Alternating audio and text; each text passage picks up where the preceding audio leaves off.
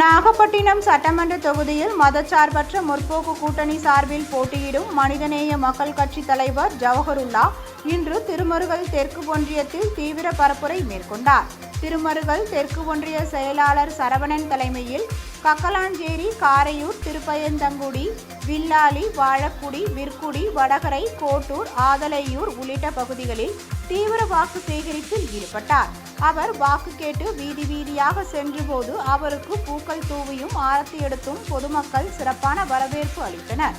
அப்பொழுது பேசிய ஜவஹருல்லா, திமுக ஆட்சி அனைத்து மக்களும் பயன்பெறும் வகையில் ஏராளமான நன்மைகள் செய்துள்ளது எனவும், மகளிர் உதவித்தொகை 1000 ரூபாய் இருந்து 2000 ரூபாயாக உயர்த்தப்பட உள்ளது என்றும் தெரிவித்தார்.